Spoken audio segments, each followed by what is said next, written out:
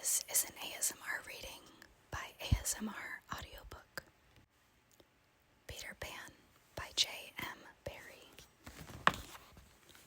Peter Pan. All children except one grow up. Peter Pan is that exception, a fearless, resourceful boy who befriends the three darling children, Wendy, John, and Michael, teaches them to fly, and whisks them away to Neverland. There they encounter the Lost Boys, a princess in peril, and villainous Captain Hook, Peter's sworn enemy in a magical adventure story as ageless as its intrepid hero. Chapter 1. Peter breaks through. All children except one grow up. They soon know that they will grow up, and the way Wendy knew was this. One day when she was just 2 years old, she was playing in a garden, and she plucked another flower and ran with it to her mother. I suppose she must have looked rather delightful, for Mrs. Darling put her hand to her heart and cried, "Oh, why can't you remain like this forever?" This was all that passed between them on the subject, but henceforth Wendy knew that she must grow up. You always know after you are 2. 2 is the beginning of the end. Of course they lived at 14, and until Wendy came, her mother was the chief one. She was a lovely lady, with a romantic mind and such a sweet mocking mouth. Her romantic mind was like the tiny boxes, one within the other, that came from the puzzling East. However many you discover, there is always one more, and her sweet mocking mouth had one kiss on it that Wendy could never get, though there it was, perfectly conspicuous in the right-hand corner. The way Mr. Darling won her was this. The many gentlemen who had been boys when she was a girl discovered simultaneously that they loved her, and they all ran to her house to propose to her, except Mr. Darling, who took a cab and nipped in first, so he got her. He got all of her, except the innermost box and the kiss. He never knew about the box, and in time he gave up trying for the kiss. Wendy thought Napoleon could have got it, but I can picture him trying, and then going off in passion, slamming the door. Mr. Darling used to boast to Wendy that her mother not only loved him, but respected him. He was one of those deep ones who know about stocks and shares. Of course, no one really knows, but he quite seemed to know, and he often said stocks were up and shares were down, in a way that would have made any woman respect him. Mrs. Darling was married in white, and at first she kept the books perfectly, almost gleefully, as if it were a game, not so much as a Brussels sprout was missing. But by and by, whole cauliflowers dropped out, and instead of them, there were pictures of babies without faces. She drew them when she should have been totting up. They were Mrs. Darling's guesses. Wendy came first, then John, then Michael. For a week or two after Wendy came, it was doubtful whether they would be able to keep her, as she was another mouth to feed. Mr. Darling was frightfully proud of her, but he was very honorable, and he sat on the edge of Mrs. Darling's bed, holding her hand and calculating expenses, while she looked at him imploringly. She wanted to risk it, come what might, but that was not his way. His way was with a pencil and a piece of paper, and if she confused him with suggestions, he had to begin at the beginning again. "Now don't interrupt," he would beg of her. "I have £1.17 here, and 2 and 6 at the office. I can cut off my coffee at the office, say 10 shillings, making 2.9 and 6. With your 18 and 3 makes 3.97. With 5.00 in my checkbook makes 8.97. Who is that moving? 8.97. Dot and carry 7. Don't speak my own. And the pound you lent to that man who came to the door. Quiet, child. Dot and carry, child. There, you've done it. Did I say 9.97? Yes, I said 9.97. The question is, can we try it for a year on 9.97? course we can, George," she cried. But she was prejudiced in Wendy's favor, and he was really the grander character of the two. "Remember, Mumps," he warned her, almost threateningly, and off he went again. "Mumps, 1 pound, that is what I have put down, but I dare say it will be more like 30 shillings. Don't speak. Measles, 1.5, German measles, half a guinea, makes 2.15.6. Don't waggle your finger. Whooping cough, say 15 shillings. And so on it went, and it added up differently each time, but at last Wendy just got through, with mumps reduced to 12.6, and the 2 kinds of measles treated as one. There was the same excitement over John, and Michael had an even narrower squeak, but both were kept, and soon you might have seen the 3 of them going in a row to Miss Folsom's kindergarten school, accompanied by their nurse. Mrs. Darling loved to have everything just so, and Mr. Darling had a passion for being exactly like his neighbors, so of course they had a nurse. As they were poor, owing to the amount of milk the children drank, this nurse was a prim Newfoundland dog named Nana, who had belonged to no one in particular until the Darlings engaged her. She had always thought children important, however, and the Darlings had become acquainted with her in Kensington Gardens, where she spent most of her spare time peeping into preambulators, and was much hated by careless nursemaids, whom she followed to their homes and complained off to their mistresses. She proved to be quite a treasure of a nurse. How thorough she was at bath time, and up to any moment of the night, if one of her charges made the slightest cry. Of course, her kennel was in the nursery. She had a genius for knowing when a cough is a thing to have no patience with, and when it needs stocking around your throat. She believed her last day in old-fashioned remedies like rhubarb leaf, and made sounds of contempt over all this new-fangled talk about germs and so on. It was a lesson in propriety to see her escorting the children to school, walking sedately by their side when they were well behaved, and putting them back into line if they strayed. On John's footer days, she never once forgot his sweater, and she usually carried an umbrella in her mouth in case of rain. There is a room in the basement of Miss Folsom's school where the nurses wait. They sat on forms while Nana lay on the floor, but that was the only difference.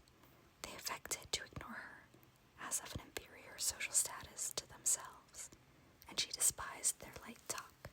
She resented visits to the nursery from Mrs. Darling's friends, but if they did come, she first whipped off Michael's pinafore and put him into the one with blue braiding, and smoothed out Wendy and made a dash at John's hair.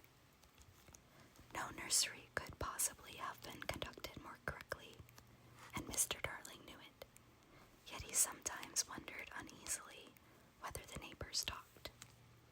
He had his position in the city to consider. Nana also troubled him in another way. He had sometimes a feeling that she did not admire him. "I know she admires you tremendously, George," Mrs. Darling would assure him. And then she would sign to the children to be specially nice to father. Lovely dances followed, in which the only other servant, Liza, was sometimes allowed to join.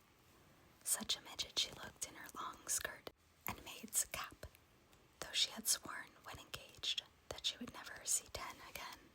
The gaiety of those romps, and the gayest of all was Mrs. Darling, who would pirouette so wildly that all you could see of her was the kiss, and then if you had dashed at her, you might have got it. There never was a simpler, happier family until the coming of Peter Pan. Mrs. Darling first heard of Peter when she was tidying up her children's minds. It is the nightly custom of every good mother, after her children are asleep, to rummage in their minds and put things straight for next morning, repacking into their proper places the many articles that have wandered during the day.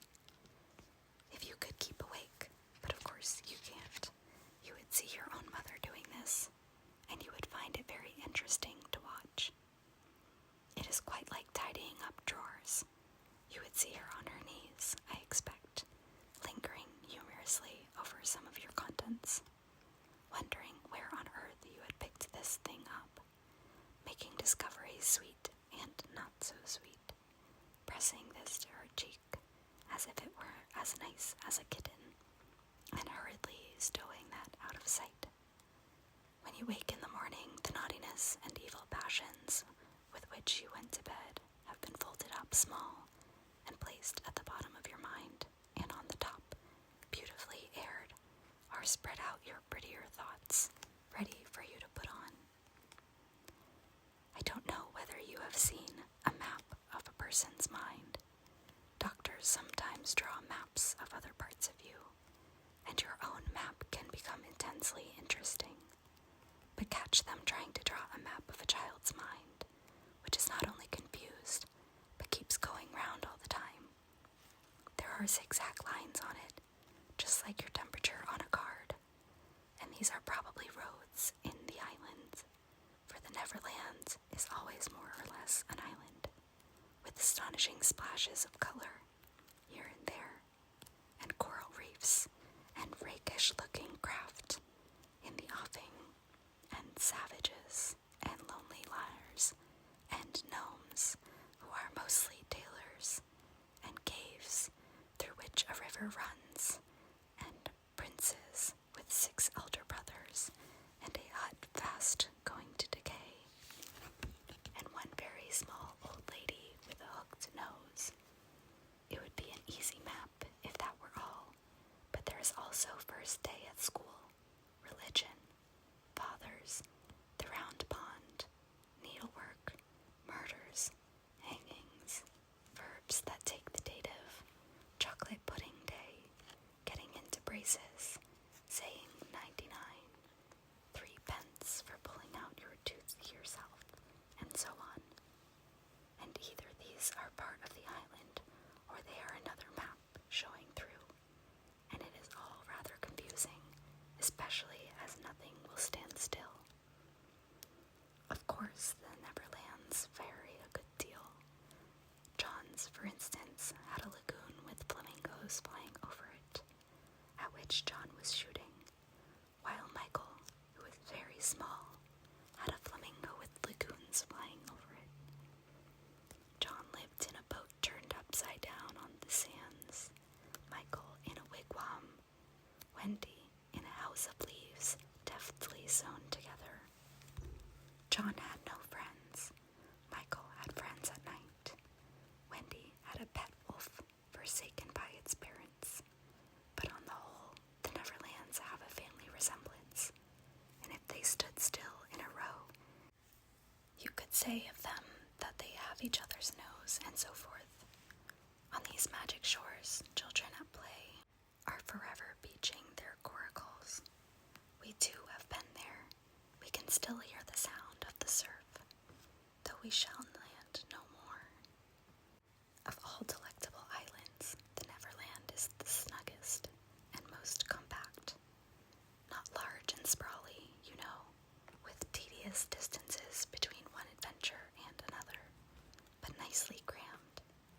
When you play at it by day, with the chairs and tablecloths, it is not in the least alarming. But in the 2 minutes before you go to sleep, it becomes very real. That is why there are night lights. Occasionally, in her travels through her children's minds, Mrs. Darling found things she could not understand. And of these, quite the most perplexing was the word Peter. She knew of no Peter, and yet he was here and there in John and Michael's minds, while Wendy's began to be scrawled all over with him. The name stood out in bolder letters than any of the other words, and as Mrs. Darling gazed, she felt that it had an oddly cocky appearance. Yes, he is rather cocky, Wendy admitted with regret. Her mother had been questioning her. But who is he, my pet? He is Peter Pan, you know, Mother. At first, Mrs. Darling did not know, but after thinking back into her childhood, she just remembered Peter Pan, who was said to live with the fairies. There were odd told stories about him, as that when children died, he went part of the way with them, so that they should not be frightened. She had believed in him at the time, but now that she was married and full of sense, she quite doubted whether there was any such person. Besides, she said to Wendy, he would be grown up by this time. Oh no, he isn't grown up, Wendy assured her confidently, and he is just my size. She meant that he was her size in both mind and body. She didn't know how she knew. She just knew.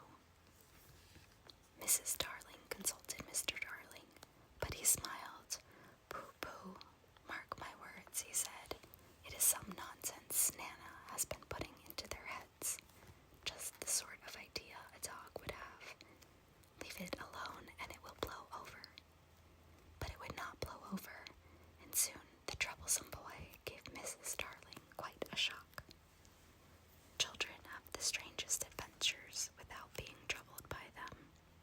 For instance, they may remember to mention, a week after the event happened, that when they were in the wood, they had met their dead father and had a game with him. It was in this casual way that Wendy one morning made a disquieting revelation. Some leaves of a tree had been found on the nursery floor, which certainly were not there when the children went to bed, and Mrs. Darling was puzzling over them when Wendy said with a tolerant smile, I do believe it is that Peter again. Whatever do you mean, Wendy? It is so naughty of him not to wipe his feet, Wendy said, sighing. She was a tidy child. She explained in quite a matter-of-fact way that she thought Peter sometimes came to the nursery in the night and sat on the foot of her bed and played his pipes to her. Unfortunately, she never woke, so she didn't know how she knew. She just knew. What nonsense you talk, Precious. No one can get into the house without knocking. I think he comes in by the window, she said. My love, it is 3 floors up. Were not the leaves at the foot of the window, Mother? It was quite true. The leaves had been found very near the window. Mrs. Darling did not know what to think, for it all seemed so natural to Wendy that you could not dismiss it by saying she had been dreaming. My child, the mother cried, why did you not tell me of this before? I forgot, said Wendy, lightly. She was in a hurry to get her breakfast. Oh, surely she must have been dreaming. But on the other hand, there were the leaves. Mrs. Darling examined them very carefully. They were skeleton leaves, but she was sure they did not come from any tree that grew in England. She crawled about the floor, peering at it with a candle for marks off a strange foot. She rattled the poker up the chimney and tapped the walls. She let down a tape from the window to the pavement, and it was a sheer drop of 30 feet, without so much as a spout to climb up by. Certainly Wendy had been dreaming, but Wendy had not been dreaming, as the very next night showed, the night on which the extraordinary adventures of these children may be said to have begun. On the night we speak of, all the children were once more in bed. It happened to be Nana's evening off, and Mrs. Darling had bathed them and sung to them till one by one they had let go her hand and slid away into the land of sleep. All were looking so safe and cozy that she smiled at her fears now and sat down tranquilly by the fire to sew. It was something for Michael, who on his birthday was getting into shirts. The fire was warm, however, and the nursery dimly lit by 3 night lights, and presently the sewing lay on Mrs. Darling's lap. Then her head nodded oh so gracefully, she was asleep. Look at the 4 of them, Wendy and Michael over there, John here, and Mrs. Darling by the fire. There should have been a 4th nightlight. While she slept,